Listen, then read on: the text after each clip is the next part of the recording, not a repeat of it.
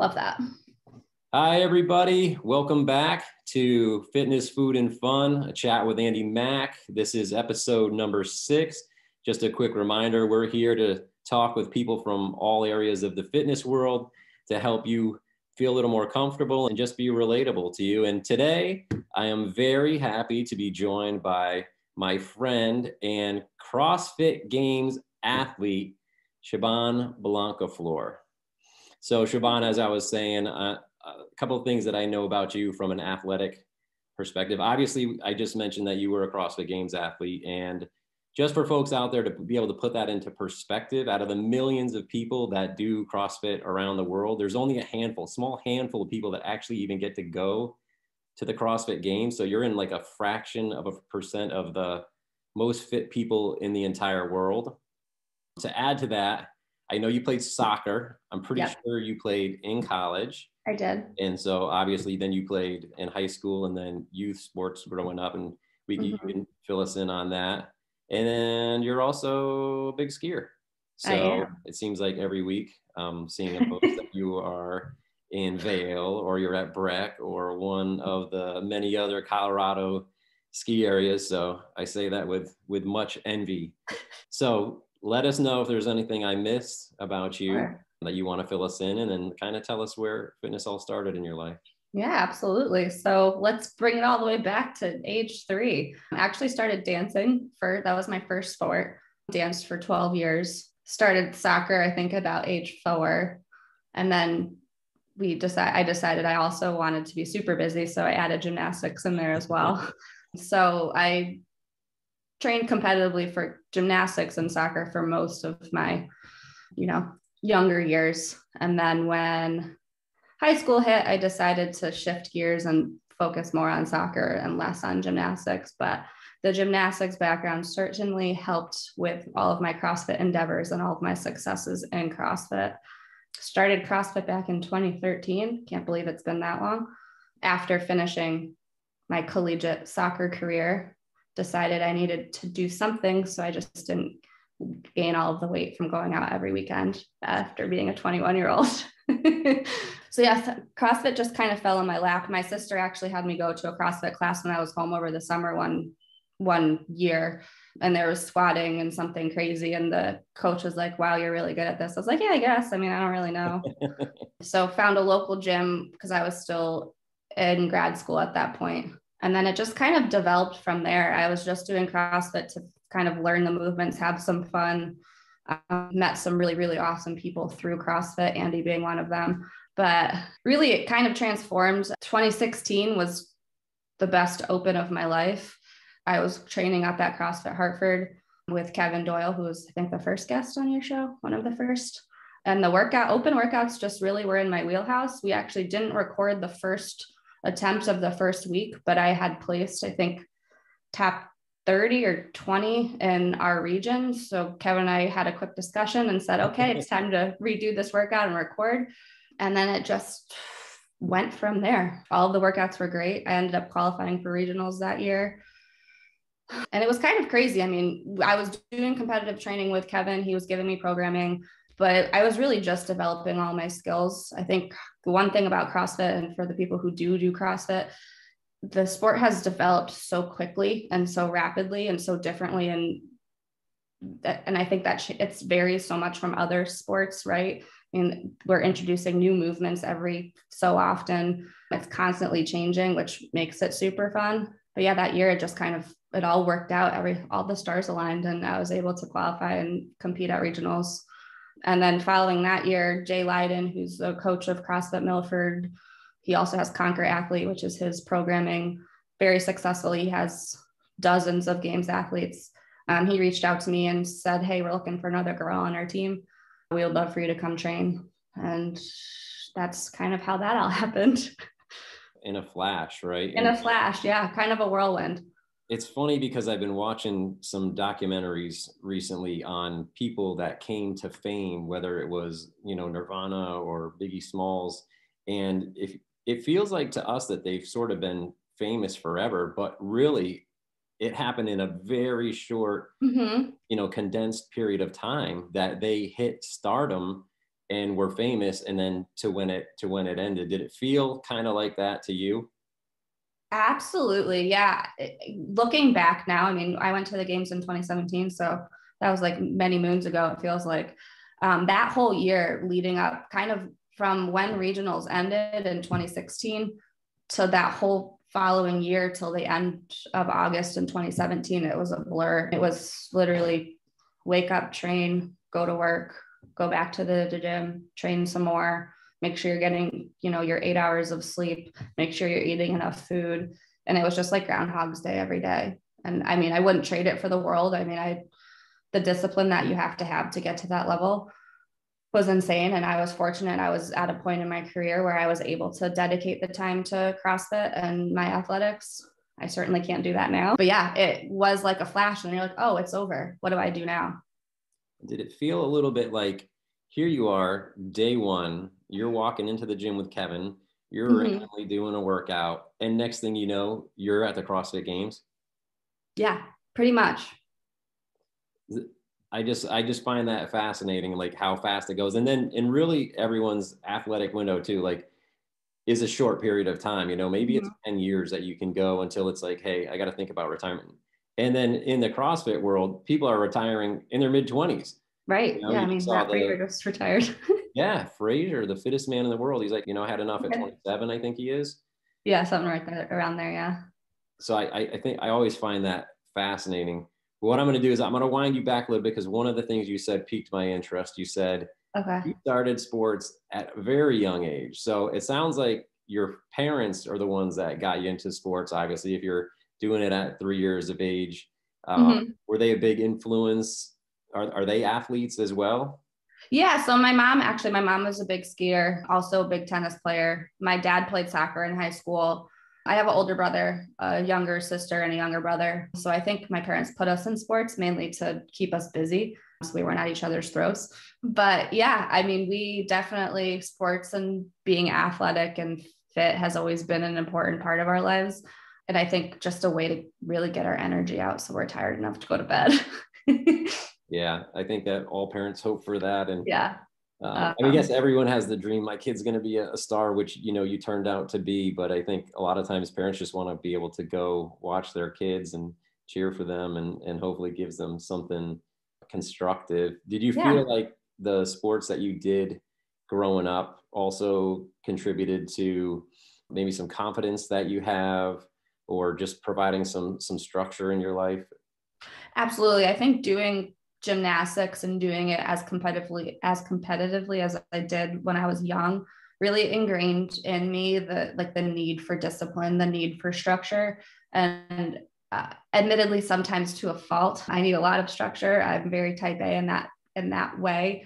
I definitely like to be the best at what I do. So I think just from doing gymnastics and having those values and all of that kind of embedded in my everyday training has certainly shaped me to be able to, put my head down and train as hard as I did for that year leading into the games. I mean, the mental tenacity and the mental strength that you need to do that, it's unmatched. It was probably the hardest thing I've ever done.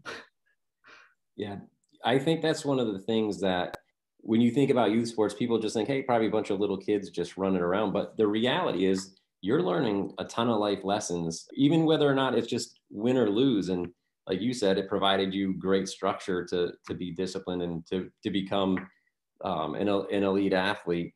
But so we talked about what fitness is, how you got here, how you came up, where it was. How about today? What's today? What's fitness in your life today? I just completed the 2021 Open last night. Fitness is very different than what it was in 2017. Definitely took a big step back from, I don't compete at all anymore. Actually, following the CrossFit Games in 2017, I had a bulging disc in my back from one of the workouts. So the way in which I train is very different. I certainly dabbled in competitions. I think I went to Wadapalooza after the 17 games to compete, but now I'm lucky if I work out 2 or 3 times a week. Definitely have shifted my focus to more of my career and aligning everything that I've learned in the fitness world to everything that I'm doing in my career, working in the wellness sector of healthcare, understanding that. So taking all of my experiences and knowledge and putting them forth in a way that can kind of help the greater good is kind of where my fitness is now. I certainly like to be active. I'm a better person when I'm active. I'm cranky if I don't work out. But really right now trying to figure out where it falls in my life. Certainly skiing, was not skiing when I was training for the games because I couldn't possibly get hurt. That's been a huge part of my life this past year, which has been fantastic. And really just exploring different ways to get fit and do fitness, dabbling in running, although I'm not good. This is the first time I've ever felt joy running because it's not for anything other than myself. And not having a goal in fitness is weird for me because I'm super goal oriented, but it's also very freeing because I don't have to answer to anybody. If I feel like going rock climbing one day, I can. If I feel like doing a 10-minute yoga session, it's cool. So that's definitely different, but a good different in my fitness life. It sounds like what you've just described is you blossomed in a sense where you're free. You're a lot more free now. You don't have the restrictions of basically being a professional athlete. Yeah. I bring in Fraser back into the conversation. I read that, when he was on the podcast with Joe Rogan, he had said, he wouldn't do anything, go anywhere, especially with like the COVID situation. He wouldn't even use knives when it got close to the games in case he was going to cut his hand. So it sounds like you went through a bit of that. Like you wouldn't even go skiing. So talk a little bit how much more free you feel today going about doing whatever you want. Sure. Yeah. I think it's one of those things. And I don't want to discount the work and the dedication that all of these professionals athletes do, because what they do is incredible, and be able to show up and do it day after day, year over year. That's exceptional. The mental tenacity that you have to be able to do that is insane. For me, I feel like I'm living a more full life, really enjoying experiences as they come, not feeling obligated to say yes or no, but if it feels right, I can do it, not having to worry about, well, if I do this, how's it going to affect training tomorrow? Am I going to get enough sleep? Should I really not go out tonight? I mean, I didn't drink alcohol for the entire year that I was training. That was a personal choice. It's not like someone told me I couldn't, but I knew to be my best self, drinking my wine every night probably wasn't the best idea. But yeah, definitely free, I think, is a good word. More open to new experiences and being more willing to try new things. I think you can't try a new sport because God forbid you get hurt. Now, if I want to go try, I don't know, wakeboarding or something, I don't feel like I can't. Yeah. And it seems like in one sense, like it's tough to let go of something like that. You're so successful in it, and it's something that was a big part of your life. But it does sound like it's a little bit of a blessing. On the other hand, now your life is so open to some other things. One other thing I'd like you to touch upon a little bit. You mentioned the injury that you had, which I imagine that was tough. Can you talk a little bit about what it was like having to come back from the injury? Yeah. So actually it's kind of crazy. So and I'm not sure exactly when the injury happened. I have an idea of when it happened. The final workout of the CrossFit Games in 2017 for teams, it was one of the workouts with the stupid worm, which I hate and I never want to touch again. That huge, long 600-pound thing that you have to have on your shoulders. One of the workouts, they had to have two of the athletes go complete work while the other four held the worm. And I think from that static hold, I slipped a disc or had a bulging disc from that. Tasha was actually my PT when I was coming back from that injury. So watch her episode, plug. It's debilitating. I mean, back injuries, I wouldn't wish them on my worst enemy, but to feel like you can't move and, do what you want to do, and especially with something that you can't see, is very difficult. You feel like you should be progressing faster. And you're like, I've done all this training. Why is this taking so long? But patience, certainly. My patience was tested during that. I exacerbated it doing a qualifier for Wadapalooza that year, which wasn't great. But yeah, when you get injured, make sure you take it seriously. It's my advice. And I think the other thing that's good for people to hear is that when you get an injury, you're not done, right? There's light at the end of the tunnel. You can heal. I mean, it's in some cases it's a very tough road back. Yeah. But you are able to do it. So I think that is inspirational for people to see, especially to the level at which you perform and compete and do athletics. Transitioning us into the second part of fitness, food, and fun is food. I know that obviously food is a big part of being an athlete at your level. But tell us a little bit about what food is like in your life. Currently? Yeah, tell us. Food in my life right now. I feel like I've never been like the best person for nutrition. I also, and this is kind of a crazy thing, and you can add this or leave it out. So I have Crohn's disease, which is an autoimmune disease that affects your GI tract. So food for me, I don't eat as like a typical person would, like leafy greens, very bad for me, which goes against a lot. Obviously, you look at macros and all the templates that are out there and all the nutrition coaches that want you to use their program. I work with a nutritionist from M2 Performance Nutrition. He's been my nutritionist now for 4 years, but I 10 for 10, if you can afford it and you want to, I recommend working with somebody who is an expert in nutrition, even if you're just a regular person who wants to be a little bit smarter about what they eat. I drink a lot of wine. I enjoy wine. No, but my diet's pretty much what it's always been. I eat a lot of chicken, a lot of rice, sweet potatoes, regular. I like regular potatoes better than sweet potatoes, so I eat those more. I throw vegetables in when I can, but for me, I eat super well overcooked vegetables because that's the only way that my body can deal with them. Yeah, I mean, I like my sweets. I always have candy in my house. Always. Everyone's like, why is this here? I was like, because if I want a piece of candy, I'm going to have it.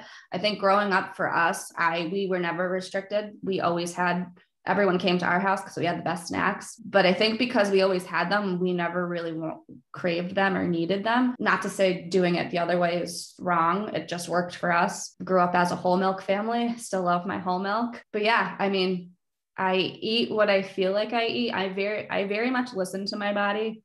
And I know that sounds stupid and ridiculous, but there'll be days I'm craving a salad and I just eat a salad, even though it might not be the best for me on the later end of things. Yeah, I kind of just listen to what my body needs. I do track my food every once in a while just to make sure I'm getting enough calories in because I am a chronic undereater, like probably most people. But then there's days, everyone has their days. I mean, go to McDonald's, get your food, have a day where you're just eating whatever you feel like it. And it's all about balance for me. And I think for everyone. Yeah, I was going to say we had, there was a CrossFit competition that we had at the gym one time. And then we had a barbecue that followed it up afterwards. And I always wondered, at the time, like, well, what is Siobhan? Man, she's unbelievable, right? So see her, Kevin's like, who wants a cheeseburger? Like me. And who wants a cheeseburger? Like me. And I'm like, all right, that's how it goes. Yeah. First, I do want to say, I love that you shared that with us about Crohn's because I've known so many people that have had that. It's pretty common. Yeah. And how challenging and even debilitating it can be. So I think that, what you've been able to accomplish with having Crohn's disease is really inspirational and a great thing for people to hear out there. But let me ask you this. So you've got one meal, or what are you going to get? What are you going to order? Or even you've got a whole entire day if you want to just eat whatever you want. What's on the platter? Tacos. Tacos, yes. Mm-hmm. Love like a good, I mean, like around here, like if I had unlimited access to Bar Taco and I could order as many as I wanted, I would. That's like my go-to place. Yeah, it's no cost because those things are expensive. They add up quick. Tacos. I love like a good pasta dish, but that's not like my go-to. I don't know. I think I'm very simple. Yeah, tacos. If I had to eat something like the same thing for the rest of my life, it should be tacos. Tacos. Last meal is tacos. Tacos. Is there any specific type of taco? Are we talking burritos here, shells? What do we like? I just like the fill-ins. Like, I mean, a chicken taco is great. Like a traditional, beef taco is awesome. I love carnitas. I mean, pretty much anything. All things Mexican that way. I also say that we have tacos quite a bit, and I say I could eat Mexican food. That would be my thing. If I had to get forced to eat one food, a style of food, I think we could get by with that. Yeah. Be pretty happy. Because you could literally eat it for breakfast, lunch, and dinner, and there's always something super tasty that you could have. Yeah, totally agree. Yeah, one of my go-tos, like in the morning, I often eat rice for breakfast. I don't know if that's like the Asian in me or if it's just like a little stir fry in the morning, a little bit of egg. I was gonna ask, is it Spanish rice or Mexican rice, or it's not? White rice, man. White rice. Yeah. White rice with a little butter. Yeah. That'll do. Nothing better. Awesome.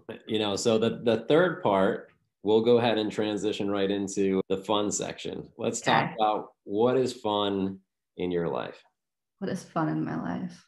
Well, right now I've been doing tons of house projects. I don't know if they're fun, but they're rewarding. No, fun for me is honestly like doing stuff like this, having meaningful conversations with like-minded individuals, really in any setting, whether it's a podcast, whether it's over a drink with close friends. I'm really getting to a point in my life where being around good humans, intellectual people, having thought-provoking conversations, to me, that there's nothing more fun than that. I feel like I'm at a point in my life, I'll be 30 this year, which is daunting and scary. Just, yeah, being around good people, looking at like the greater good, figuring out how we can contribute to that. A lot of my fun, it's just kind of weird, is in my work right now. I work in operations for Hartford Healthcare, but a lot of the work we're doing is figuring out how to create space for wellness for our employees, and then subsequently for our communities, focused on figuring out where the barriers are, how we can help better to support, and really getting the word out. I mean, education, understanding nutrition, all of that stuff, to become, a more wholesome person, figuring out where the food deserts are. That stuff's super exciting to me. It's probably really boring to most other people, but yeah, we're doing a lot of really cool work, and it's nice to see that it can be kind of transplanted into other facets of communities.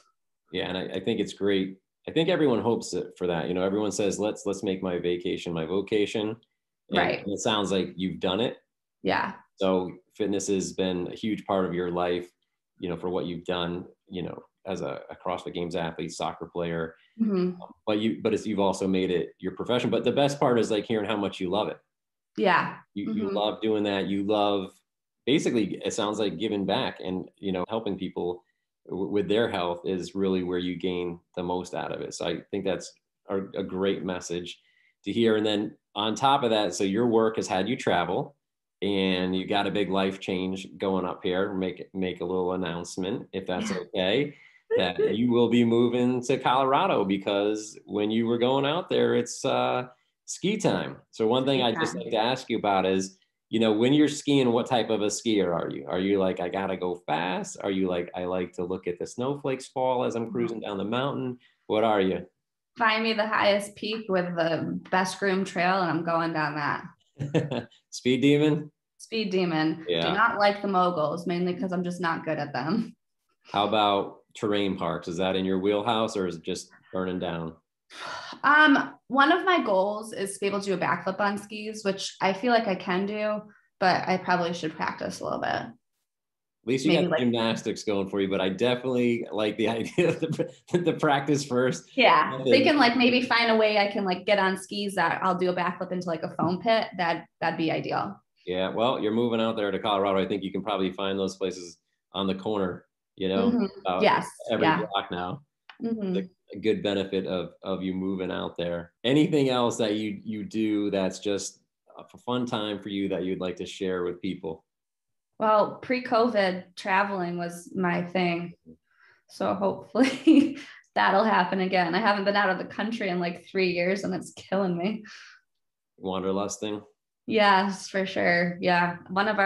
For my 30th, we had planned years and years ago for my sister, my mom, and me to go to Paris for my 30th, just to explore the city. I haven't been there since I was 13. So hopefully maybe 31 we'll be able to do that. Yeah. I always find traveling is also one of my favorite things. My biggest takeaway is seeing different cultures, and that I just love how people think differently. Yes. Yeah. And I think same sentence to people in different places, they think about it completely differently. And I just love that. I agree. I guess one of the silver linings for me, since I am fully vaccinated now, thank God, and going out to Colorado, kind of taking that, I've done a ton of international travel. I have not done a ton of travel in the United States. So not being able to leave the country has afforded me the opportunities to go to different states and really digest their cultures, because they are so different from what we're used to. I mean, even Connecticut, we have a very different culture than, Park City or Denver. So trying to take experiences that I would think I would only get internationally and trying to apply them to, you know, all different parts of our own humongous country. Yeah, and I think it's so fitting in my opinion, from my viewpoint of you moving out there to Colorado, because with the time that I've spent out there, and I've got some really good friends that live out there, so I spent a decent amount of time. I mean, people will go mountain biking on their lunch break, and that's the norm. That's just how people, live life. And then whether it's, Monday through Friday of the week afterwards, people are like, oh, it's ski night on Wednesdays, or, it's mountain climbing on Thursdays. Right. Is kind of how it goes. And the work-life balance, I think, is a little better. Yeah. Yeah. Definitely excited to experience a little bit more nature and be able to do it for more than 4 months, like here in Connecticut when it just gets dark. Yeah, very nice. It's funny because one of my friends that lives out there says, it's one of the only places you can live where you can literally go skiing on the mountain and then when you finished up, go down to the beach or vice versa, all in the same day. Yeah, it'll be pretty rad. So as a closer, we are fitness, food, and fun. Would you like to tell us how fitness, food, and fun fit together for you in life, or how you think of it, fitness, food, and fun as discrete pieces? They definitely all intertwine, I think. I think kind of that whole balance, mind, body, soul, you can't have one without the other, kind of pulls in the fitness, food, and fun, right? I mean, having some fitness while enjoying yourself and making sure you're eating the right things at least some of the time is important. And I don't think you can have one without the other. And my advice to people is to find the fitness, no matter what it is, that you have fun doing, whether it's going for a walk every day for 10 minutes, or if it's being a BMX bike rider, if it's being a psychopath like us and do CrossFit. I mean, yeah, I think that's a really important message, because fitness is different for absolutely everybody. You do what you can. And honestly, it's probably, I don't know what the percentages are, probably something I should know, but how many people actually exercise? I think it's probably a small portion. So just doing that for yourself. And I think if you read what is a good thing to do to help you with any type of ailment, essentially, exercise is in there, whether it's mental or physical. So I love that you brought that in. And I just want to say thank you very much for being my guest today. This was great. You had a lot of great messages. Thank you for sharing a lot of the messages that you did today. Sure. If there's anything else you want to hit us off with in closing, let it fly. Otherwise, that's it for today, folks. And thank you very much. Thank you guys so much. Thank you, Andy.